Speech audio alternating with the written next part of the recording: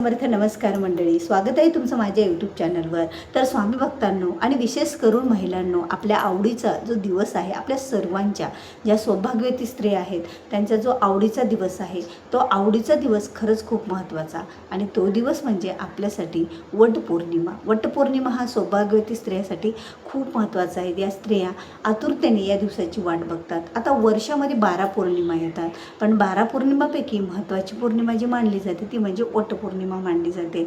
आपल्या पतीच्या दीर्घायुष्यासाठी, आपल्या पतीच्या आरोग्यासाठी कामना करून आपण पतीच्या प्रत्येक गोष्ट त्याच्या जीवनामध्ये यश आणि विजय प्राप्त होण्यासाठी सौभाग्यवती महिला ह्या दिवशी पूजा करत असतात. आता या दिवशी पूजा करणे म्हणजे एक यमापासून आणि त्याच वाईट गोष्टीपासून काही आपल्या नवऱ्याचं संरक्षण करणं, आणि तेही वडाच्या झाडाला एक पूजनीय वृक्ष मानलं जातं. आणि या दिवशी विशेष या वडाच्या झाडाची पूजा केली जाते. आता त्याच्या मागील जे आख्यायिका आहे, जी कहाणी आहे, ती तर आपल्या सर्वांनाच परिचयाची आहे आणि माहीत आहे, त्यामुळे ती आपल्याला पुन्हा सांगण्याची काही गरज नाही आहे.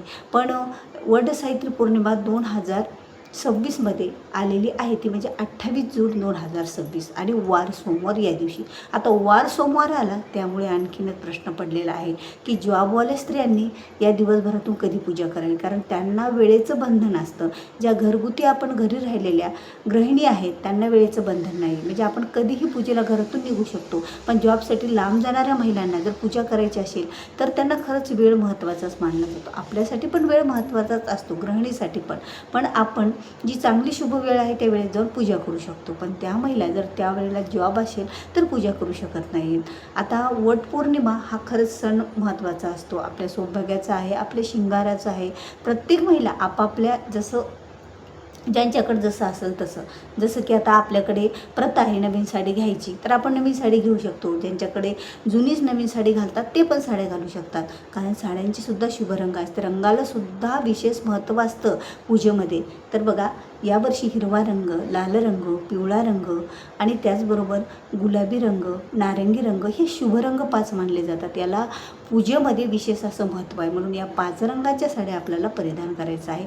चुकूनही आपल्याला काळ्या रंगाची साडी किंवा पांढऱ्या रंगाची साडी किंवा निळ्या रंगाची साडी कोणत्याच व्रतामध्ये घालत नसतात. म्हणून महिलांनो, चुकूनही तुम्ही निळ्या रंगाची साडीसुद्धा घालायची नाही. काळ्या, पांढऱ्या आणि निळ्या हे तर रंग तुम्हाला चुकूनही अंगावर परिधान करायची नाही आहेत. म्हणून आपण हे रंग सोडून इतर कोणत्याही साड्या घालू शकतो. आता साडीसुद्धा कशी असावी, आता काठापदराची साडी का घालायची असते, कारण आपण जी पूजा करतो ना, त्या पूजाच्या वेळेला पदर असणं एक वेगळा महत्त्वाचा असतो.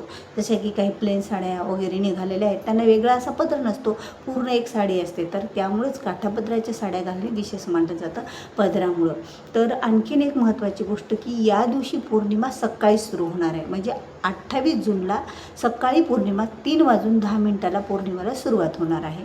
आता पहाटेच पौर्णिमेला सुरुवात व्हायली म्हणल्यानं आपल्याला दिवस निघण्याच्या आधीसुद्धा पूजा आपण करू शकतो का? ज्या महिला जॉबला जातात त्या नाही, कारण सूर्याच्या साक्षीने पूजा जी केली जाते त्या पूजेला जास्त पटीनं फळ मिळत असतं. जसं की आपल्याला अग्नीची साक्ष लागते पूजा करताना, आपण दिवा लावल्याशिवाय पूजा करत नसतो. मग एवढी मोठी आपल्या नवऱ्याच्या कल्याणासाठी, आपल्या पतीच्या कल्याणासाठी, आरोग्यासाठी, दीर्घ आयुष्यासाठी, त्याला विजय, प्रत्येक गोष्टीत यश प्राप्तीसाठी पूजा करणार आहोत, तर सूर्याची साक्षी तर लागणारच आहेत, कारण जगामधला दिवा तर तोच आहे. यामुळे सूर्याच्या साक्षीनेच पूजा करायची आहे दिवस निघाल्याच्या नंतर.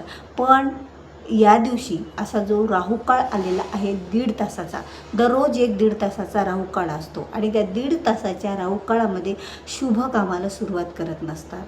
जर आपण म्हणजे त्या सहसा तिथे काही वाईट होत नाही, पण आपण जे कार्य हातात घेतलं त्याला यश येईल असं निश्चित नसतं. म्हणून तर राहुकाळ सोडून शुभ कार्याला सुरुवात करायची असते. पण जर पाहायला गेलं तर दुर्गा सप्तशतीसारखा ग्रंथ हा राहुकाळातच वाचावा, असं गुरुमाऊली आपल्याला सतत सांगतात. कारण राहुकाळामध्ये दुर्गा सप्तशती या ग्रंथाचं जर वाचन केलं तर याचं फळसुद्धा आपल्याला खूप पटीनं मिळत असतं. तर असो, काही ग्रंथ वाचण्यासाठी खूप विशेष महत्त्वाचा दिवस आहे.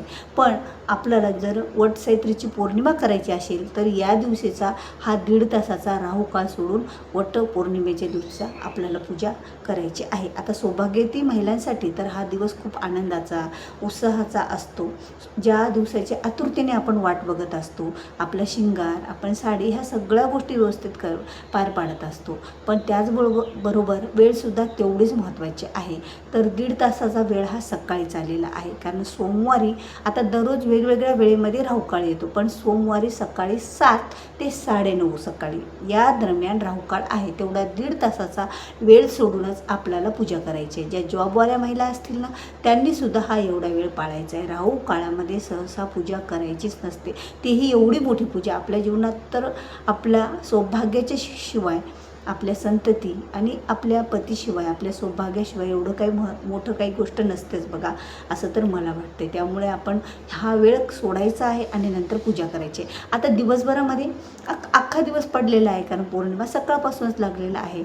पण एक दिवसाची अशी रचना असते ना, की दिवस आहे, दिवसभरामध्ये खूप काही गोष्टी असतात. कधी इतिपात येतो, कधी काहीतरी एक वेगळाच काळ सुरू असतो, कधी शुभमुहूर्त असतो, कधी अमृत मुहूर्त असतो, कधी चांगला मुहूर्त असतो. तर आपल्याला जर शुभ दिवस आणि आजचा त्या दिवशीचा चांगला दिवस जर पूजा करायची असेल, तर दुपारच्या 4 नंतरचा दिवस हा चांगला आहे त्या दिवसाचा. तर आपण दुपारच्या 4 नंतर सौभाग्यवती स्त्रियांनी पूजा करायची आहे, दुपारच्या 4 नंतर. आता राहुकाळामध्ये आम्ही पूजा करण्यासाठीचं ताट मांडून ठेवावं का? अजिबात नाही. ज्या पूजेला सुरुवात करत आहात त्या तर तुम्ही ताटापासूनच करत आहेत, त्या ताटामध्ये पूजेचे साहित्य तुम्ही मांडत आहेत, तर राहू काळामध्ये का ते पूजेचं ताट तयार करायचं? त्याच्या अगोदर करून ठेवा तुम्ही, किंवा तुम्ही नंतरही करू शकता. म्हणजे आपल्याला चांगल्या गोष्टी ह्या शुभमुहूर्तावरच करायच्या असतात महिलांनो. त्यामुळे आपण चुकू नये या 1.5 तासाच्या राहू काळामध्ये, या 1.5 तासामध्ये पूजा करायची नाही. आता ही गोष्ट झाली महत्त्वाची. आता दुसरी गोष्ट महत्त्वाची म्हणजे या दिवशी पूजा करावी तर उपवास धरावा का, ही गोष्ट महत्त्वाची आहे. हा उपवास पकडायचा असतो. उपवास दिवसभर, ज्यांना नेहमीच्या पौर्णिमा आहेत, तो कोणी पौर्णिमाचं व्रत करत असेल, आता आपल्या घरामध्ये सत्यनारायण पूजा आपण प्रदोष काळातच करत असतो, तोपर्यंत जर उपवास करत असतात आणि आपण जी पूजा करणार आहोत म्हणजे वटसावित्री पौर्णिमेचा, तोपर्यंत उपवास मात्र पकडावा लागतो. तोपर्यंत आपण फळे किंवा दूध, फलाहार असंच काही घेऊ शकतो. असं जास्त फराळाचं सुद्धा खाऊन आपण पूजा करू शकत नाही, कारण एक दिवस आपल्याला, आता ज्यांना शक्य नाही, काहीतरी आजारी आहेत, ज्यांना काही गोष्टी आपण काही खाल्ल्याशिवाय जमत नाही, तर तशा व्यक्तींनी काही खाल्लं तरी काही हरकत नाही. पण सहसा महिलांनी तर थोडंसे काही फळं वगैरे खाऊनच या पूजा करावी. आता पूजा करताना विशेष महत्त्वाची गोष्ट, की पूजा करताना प्रदक्षिणा किती माराव्या किंवा पूजेला किती वेळे घालावे, जे की आपण त्याला दोरा गुंडाळतो. दोरा खरंच गुंडाळणं खूप महत्त्वाचा असतो. दोरा गुंडाळल्याशिवाय, वडाला दोरा गुंडाळल्याशिवाय पूर्ण पूजा होत नसते. पण दोरा गुंडाळताना किती पदराचा गुंडाळावा? एक तर 5 पदराचा किंवा 11 पदराचा दोरा हा त्या वडाला गुंडाळायचा असतो आणि तो शुभ मानला जातो. 11 गुंडाळल्याच्या नंतर आपल्याला तो पूर्ण पूजा होते. आता ती पूजेच्या प्रदक्षिणा, आता दोरा गुंडाळताना प्रदक्षिणा घातल्या, पण काही आता आपण 108 प्रदक्षिणा कुणी घालत असतं, तर 108 प्रदक्षिणा ह्या तुम्ही दोऱ्याच्या वेगळ्या घालायच्या आणि नंतर परत 108 प्रदक्षिणा किंवा 21 प्रदक्षिणा, 51 प्रदक्षिणा जशा आपल्याला जमतील तशा या पूजनीय वृक्षाला प्रदक्षिणा घालावं. कारण बघा, हे तर झाड तुम्हाला सर्वांना आख्यायिका माहीतच आहे, की कसं सावित्रीने या झाडाखालीच आपल्या पतीचे प्राण वाचवले आणि हे झाड पूजनीय त्यामुळं मानलं गेलं, या झाडाला एक देवत्व प्राप्त झालं. ह्या सगळ्या गोष्टी बरोबर आहेत, पण या झाडापासून ऑक्सिजनसुद्धा आपल्याला भरपूर मिळत असतं. म्हणून आपण जी काही 4 महिने पावसाळ्याचे येतात ना, तर त्यावेळेला वातावरण खूप बिघडलेलं असतं. आपल्या सर्वांचं संरक्षण होण्यासाठी सुद्धा या झाडाची पूजा केली जाते आणि हे ऑक्सिजन देणारं झाड आहे, म्हणून सुद्धा या झाडाची पूजासुद्धा केली जाते.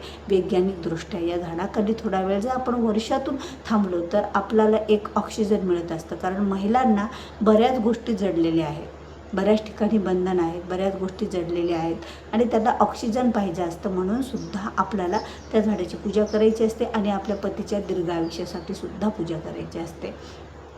तर महिलांनो, तुम्हा सर्वांनाच येणाऱ्या वटसावित्रीच्या खूप खूप हार्दिक शुभेच्छा. तर व्हिडिओ आवडला असेल तर एक लाईक करा, शेअर करा, चॅनलवर नवीन असेल तर सबस्क्राईब करायला विसरू नका. भेटूया असाच एक नवीन आणि महत्त्वाचा माहितीपूर्ण व्हिडिओ घेऊन. तोपर्यंत सर्वांना श्री स्वामी समर्थ.